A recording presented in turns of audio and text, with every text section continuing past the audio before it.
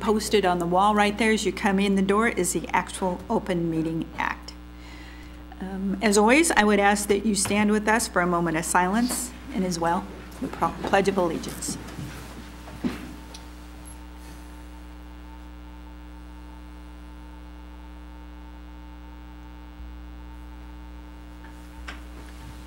I pledge allegiance to the flag of the United States of America and to the republic for which it stands, one nation, under God, indivisible, with liberty and justice for all.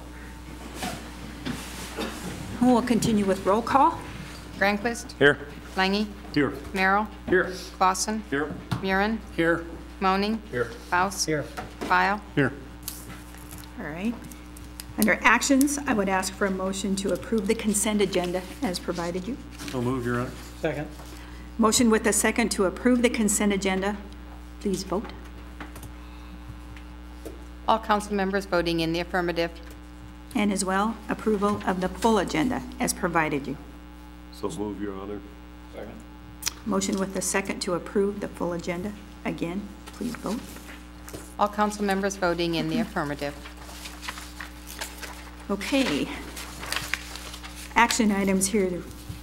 We have a public hearing to amend section 27-281 of the official city code to allow more than one principal use or building on a lot if provided for in a planned development. I will open this hearing and I will look for discussion from you, Trent. Mayor and Council, this has come about from, we've had several people looking at apartments and apartment communities or apartment complexes that evolves more than just one building, so to speak. They might have one large lot and they might be wanting to put multiple apartments on that lot. And where it gets, where language didn't really speak to it before was when they start throwing in clubhouses or pool houses or fitness centers. We couldn't have those on a separate lot in a residential area because that would be more commercialized at that point. So a lot of other communities deal with this in several different ways. Some of them have different zoning districts that speak to it flat out. Some of them are still doing a PD route, which we had several meetings on this, staff work on this, and we came up with some changes in 27-281 that would just speak to a planned development, and we would allow it through a planned development. So setbacks and all those things could be looked at and addressed. Oh, Trent, will you just give a brief explanation of a planned development? I think it would be helpful to.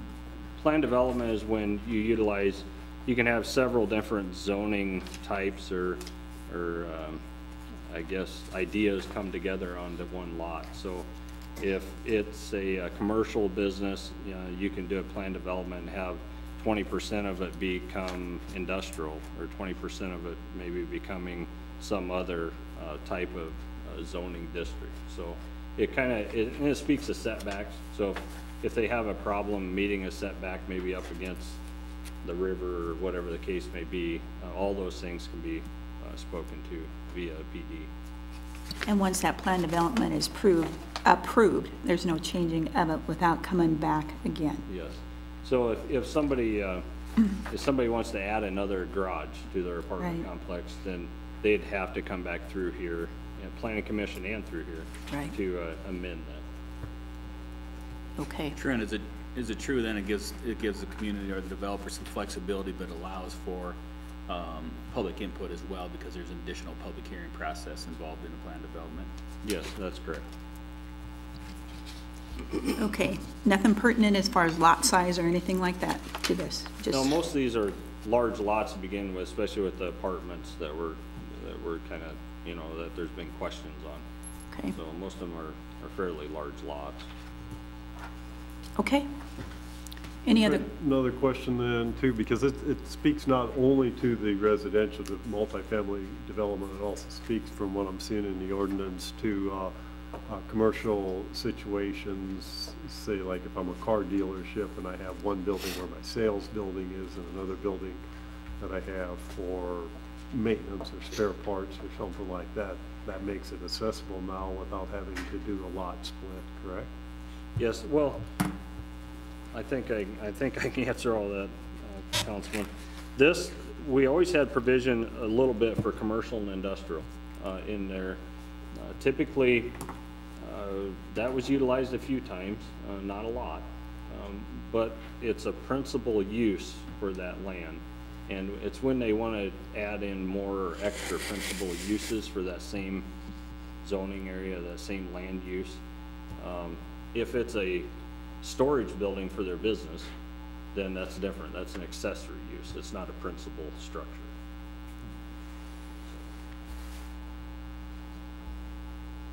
However, if in fact, what Jim is referencing, if it's a car dealership and he wants to put a retail spot next to him that's only for car retail, I don't know what, is that legit?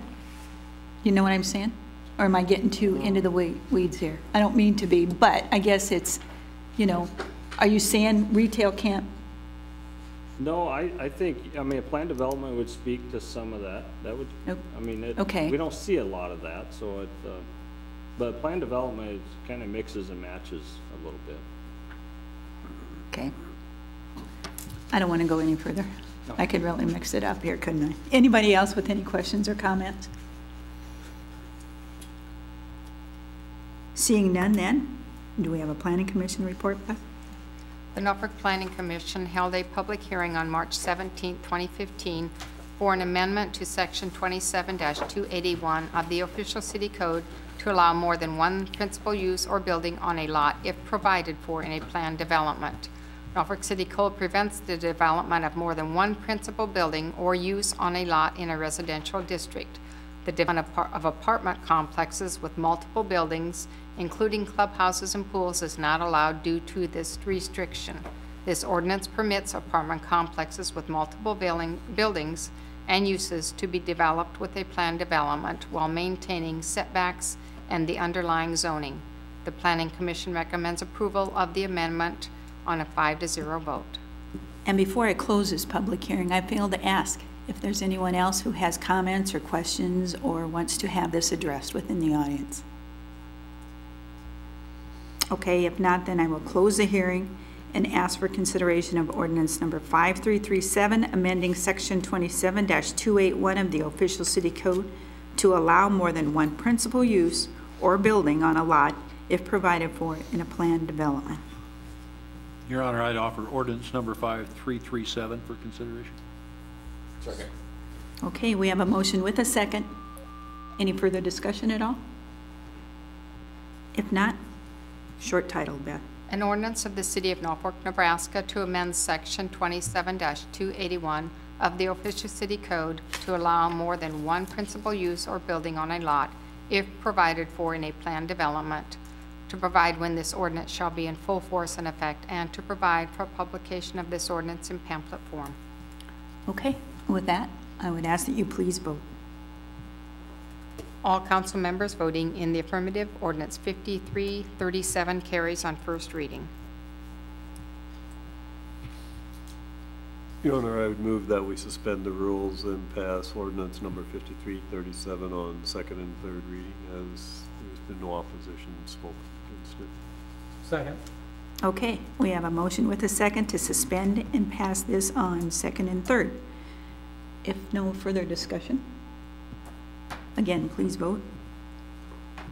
All council members voting in the affirmative, ordinance 5337 carries on second and third. All right, and next is a public hearing to comply with provisions of the NRS 18-1755 to acquire a portion of 909 East Omaha Avenue, legally described as the north 115 feet of Lot 1, Elkhorn River Plaza subdivision to the city of Norfolk, Madison County, Nebraska, containing 8,625 square feet, more or less. With that, I will open the public hearing, and Clint, are you speaking to this? Or who is? Dennis? I can speak to it. This is a piece of right-of-way we need for the trail we've got planned behind the Nucor Detailing Center. Takes off from the flood control, works along the North Fork of the Elkhorn River, and eventually ends up at Bluff Avenue. The Schrantz own a piece of property immediately adjacent to the flood control right-of-way. We need some right-of-way over that. State statute requires that there be a public hearing anytime municipality wants to acquire any properties. That's what this is for. We'll also be acquiring some easements from Norfolk, or Nucor, for the property up through there in Greater Norfolk Corporation as well, so. Okay, thanks, Dennis. Okay, this is a public hearing. Is there anyone else that may have questions or wants to discuss or anything we can answer? Hearing none. Council, any concerns at all? Okay, hearing none. We're going to close the hearing. There's no action. No action to be taken. Okay. All right. Next would be consideration of ordinance number 5338, annexing property located at 1216 West Monroe Avenue. I'm looking for a motion. Your Honor, I'd move consideration of ordinance number 5338. Second. Okay, we have a motion with a second. Dennis, is this you once again? Yes, there were a couple of pieces of property down on that 13th and Monroe northeast quadrant of the intersection that were in county industrial tracts. One of them was Love Signs property, one of them was the Arkfeld property, the third one was Peterson Ag. Well, the Peterson Ag property has been sold to Sapp Brothers, who are going to be operating a retail operation out of there, which is an unallowable use in county industrial tract. They've requested that that be removed from the county industrial tract. They've also requested annexation into the city to get the police and fire protection that comes with that.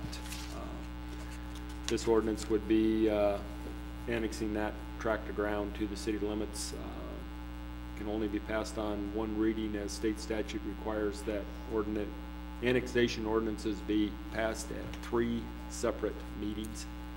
So would answer any questions you might have. Okay, thanks, Dennis. Any questions for him at all on this? Just to follow up, the Arkfeld property was removed from the county industrial tract a number of years ago and annexed, so just about got the entire thing in the city. Questions at all, council? No?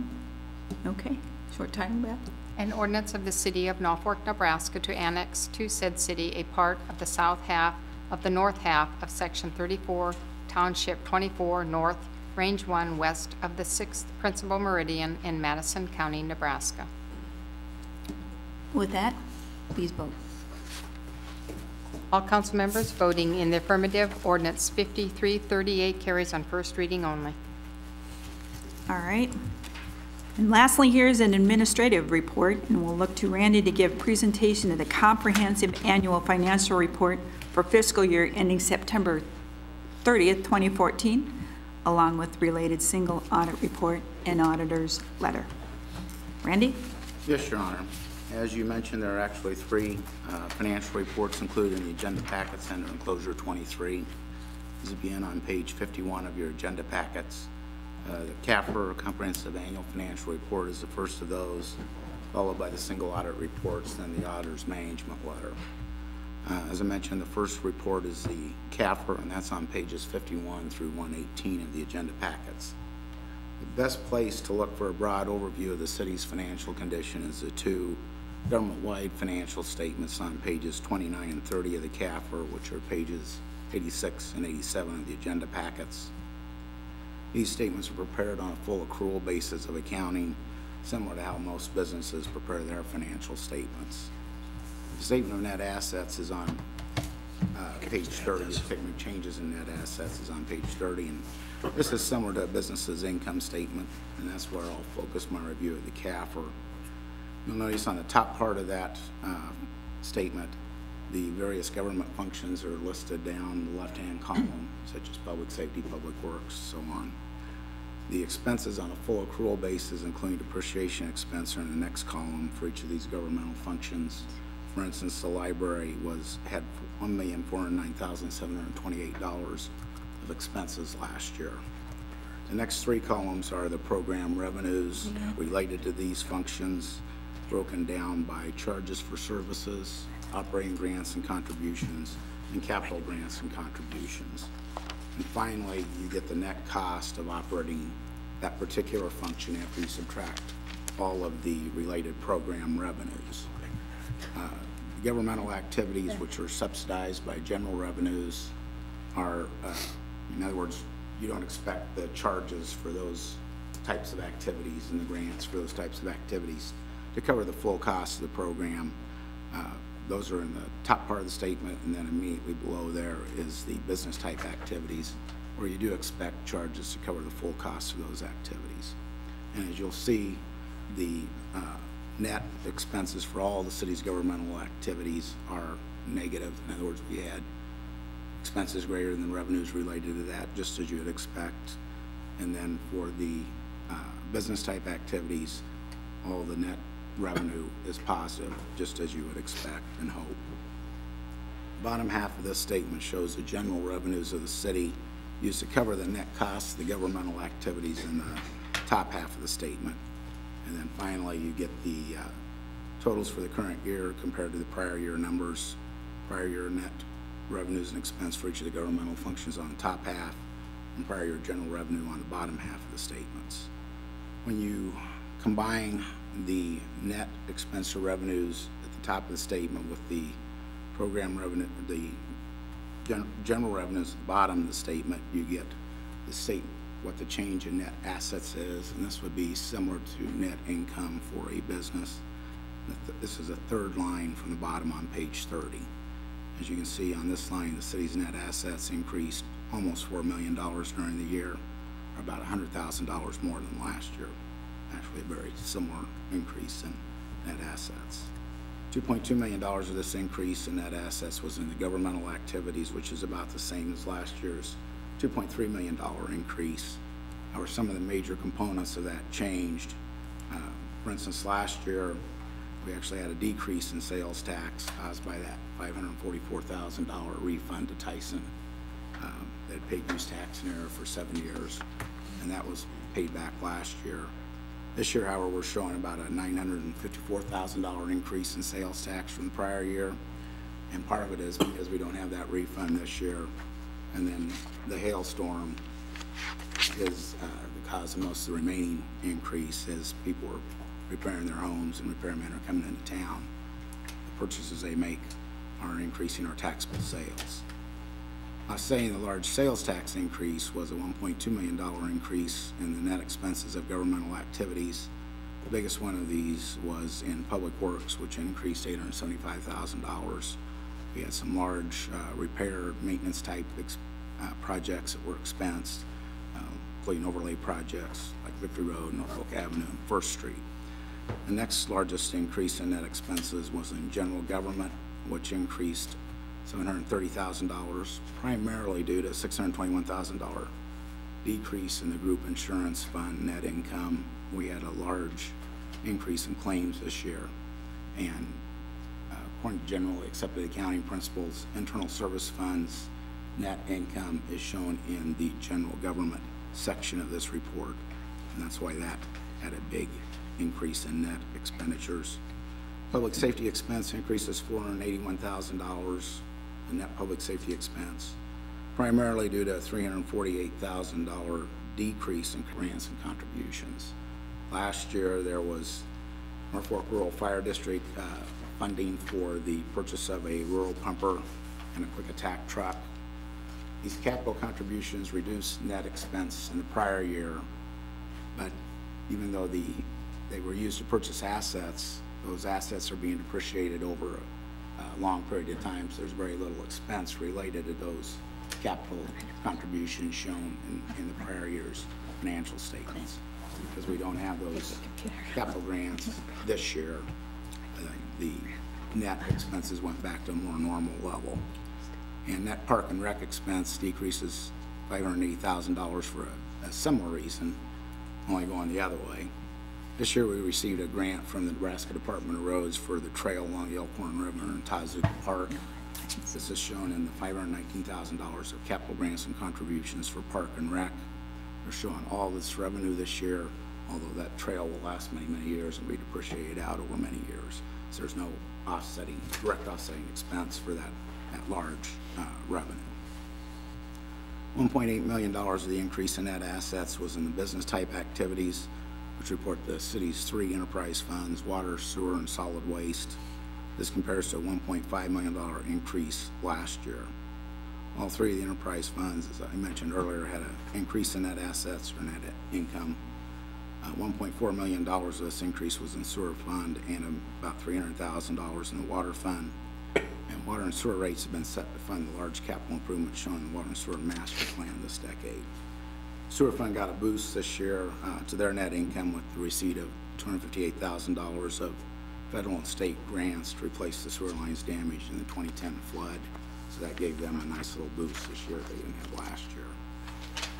The second report in the agenda packets is the single audit reports, which are really several separate reports, being on page 182 of your agenda packets. The first of these single audit reports is on internal control over financial reporting. That begins on page 184 of the agenda packet. This report notes finding on internal control over financial reporting. This is a finding that we normally have. Anytime you got any significant audit or proposed adjustments, you're probably going to get this finding. In this case, it results from that grant I talked about just a minute ago on from the Nebraska Department of Roads for the trail along the river in Tazewell Park.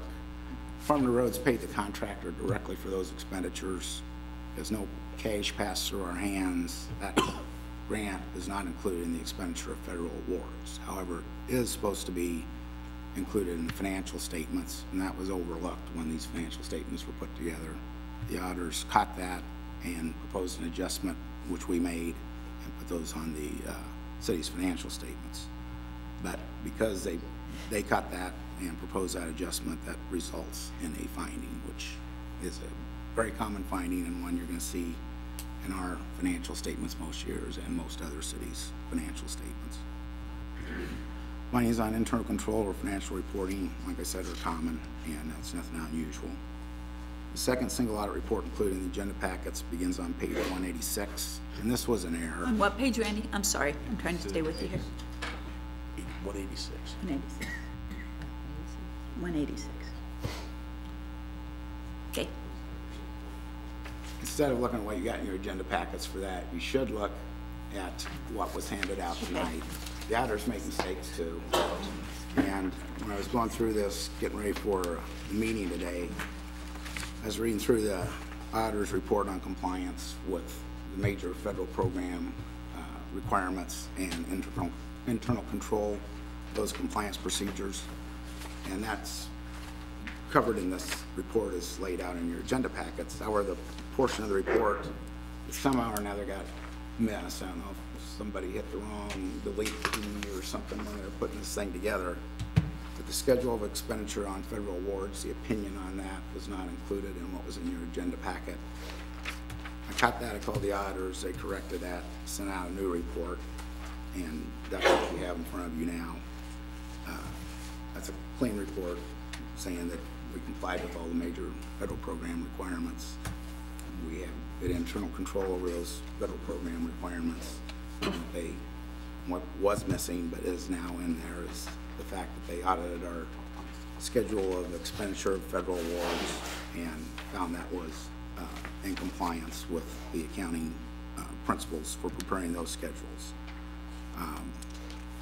When you look at that schedule of expenditure of federal awards, that's on page 191 in your agenda packets.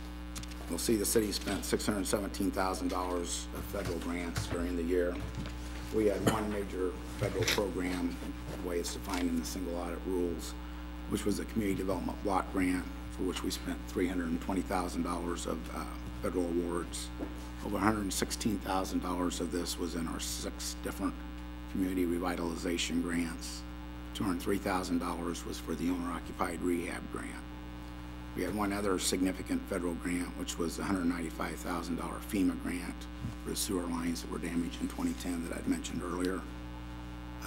We had a total of 11 other federal grants with expenditures over $102,000 in total. The third report in the agenda packets is the required communications from auditors or the management letter, which begins on page 194 of the agenda packets. It talks about the auditor's responsibilities under generally accepted auditing standards, and except for the finding I mentioned earlier related to internal controls over financial reporting, it's a clean report. It notes no disagreements with management or any other difficulties performing the audit. I'll answer any questions you may have. Randy, the only question I have is, did we get a rebate back for you correcting their report? Like paying you for doing that, or no? No, we don't get. We don't get a rebate? Okay. Unfortunately. Yeah. Any other questions, anyone? Okay. Seeing nothing further on then the agenda, we're adjourned.